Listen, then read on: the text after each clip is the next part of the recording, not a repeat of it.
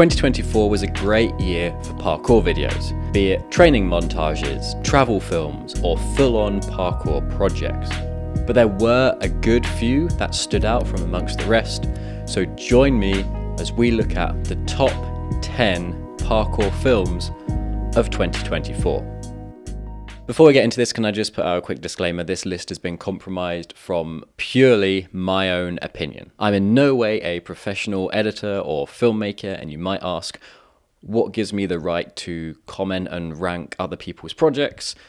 Well, I love parkour. I've been training it for 10 years and I watch a lot of YouTube, so I think that gives me the right. I've ranked my 10 favorite videos and films from last year, and I do also have some honorable mentions at the end, so let's get straight into it. First up on the list at number 10, we have Metro by Mind the Gap MTL.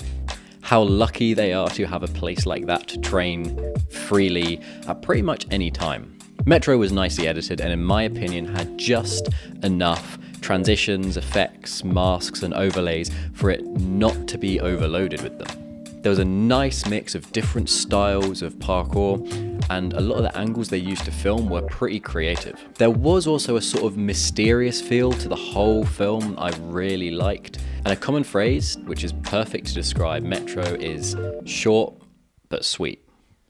Next up at number 9 we have Ego Death by Old School Grasshoppers.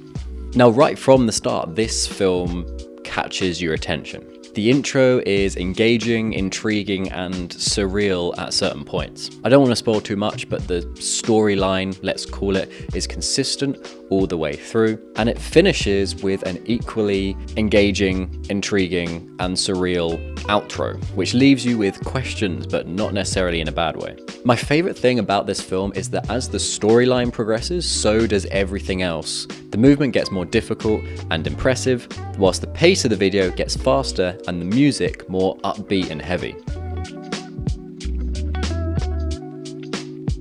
My only criticism of Ego Death is I think that the life section goes on for a little bit too long at the end. I think they were just using up clips, but then again, this could be a reference to something, it could be done intentionally. Number 8 is Dist 18 by RevoCult and is an absolutely criminally underrated film. The aim for the film was to explore some undiscovered and unused spots around Vienna, places that stereotypically wouldn't be used for parkour. And I'd say they succeeded in doing this. The whole thing was beautifully filmed and edited with a feel-good vibe going right the way through it. It was interesting to see what lines they were able to create at these little obscure spots, and I loved seeing the positive reactions of the locals and passers-by. Next up, we have a good old-fashioned comeback film, and this is from John Cleveland with Cleave 2. With the footage of him breaking his leg right at the very start, you know this is going to be a recovery video, but I didn't expect it to go this hard. Cleave 2 was packed with long lines, big drops, running jumps and cats, with the odd short multi-flip line to pad things out.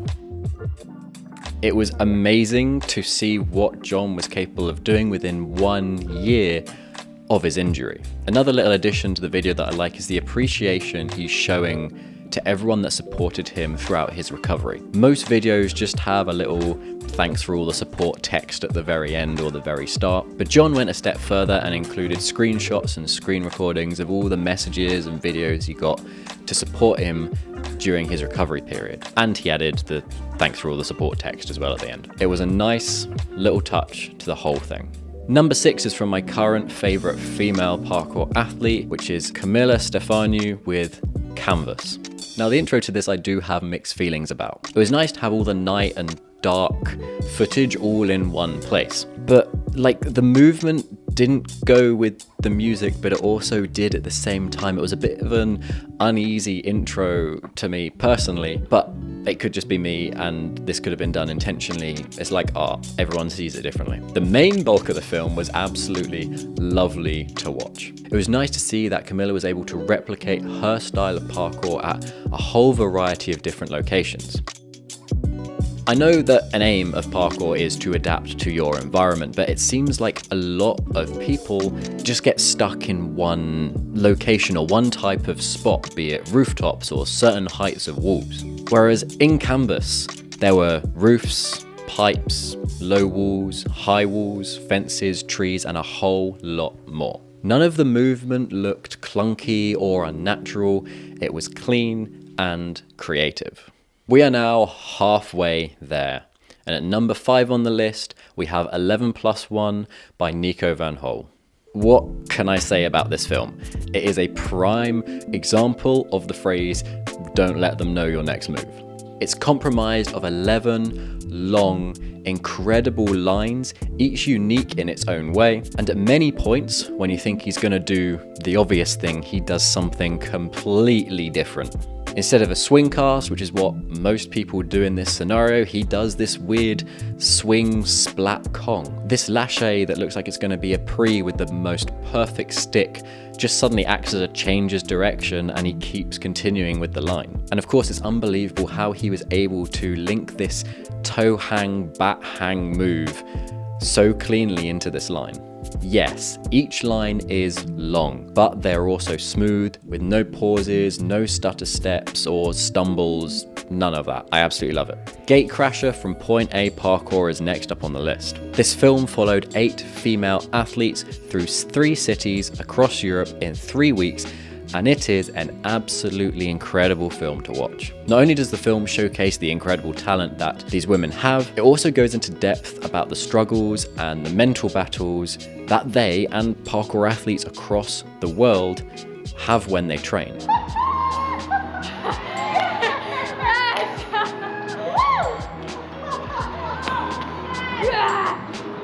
So much emotion and variety of attitudes and approaches are shown within this film, making it not just impressive to watch, but relatable and transparent. Coming in at number 3, we have Fishboy and Dr Eel from Kevin Franzen and Matt McCreary. Now, first off, can I just say that I went into this film a little bit skeptical. I'm not a fan of floppy parkour, what I call the style that Matt McCreary is known for. I'm not hitting on him or the type of movement, and I do agree with arguments for this type of parkour, it's just not my thing. But on the other hand, I do love watching Kevin move, and the Keeper videos are one of my go-to watches for when I'm on a long journey. So, Fishboy and Dr Eel. Absolutely amazing. From the editing, to the movement, and utilizing different spots, to the co-op lines that flowed so well and didn't look cringy or like the stereotypical old school parkour duo runs. As far as I'm aware, the graphics, music and voiceover was made entirely for this project, which is a nice personalized touch and definitely makes this project stand out from pretty much every other parkour film ever made. Fantastic by Hazal and Leisha Snyder is here in second place. Filmed over 2024, the aim was to complete a whole load of challenges on their bucket list and push women's parkour more than ever before. And I'd say they were successful. I love the fact that neither of them stuck with the type of parkour that they're most known for doing. Both of them throughout the film showcased a whole variety of different movements. As always, it was great to see the reactions from them whenever they landed something, completed lines or challenges. And something that's unique about this film is it actually left me grinning like mad. This is because there was such a happy, positive and fun feel right from the very start all the way to the very end. Good job on the edit, Toby. And finally, coming in at number 1, those that know me will know what this film is.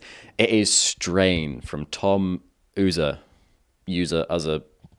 Tom. Released on the 10th of April, this project spanned over the course of 8 months and simply included Tom and camera gear. There are so many things I love about this film, and after the first time watching it, I was left feeling like everything I could ask for in a solo parkour film was there. The movement was beautiful, clean, and refined. The editing was on point with the song nicely pairing with the movement. It wasn't over-edited, there wasn't fast cuts or long sections of random B-roll. Every angle seemed to have been well thought through, and something I absolutely love was the fact that there was no camera movement. Okay, yeah, there was a bit in the B-roll and the intro, but the majority of the film, it was just static camera angles. And that's something we don't have a lot of in modern day parkour videos and films, unless it's like a vlog. Thank you, Tom, for blessing the parkour world with this brilliant film.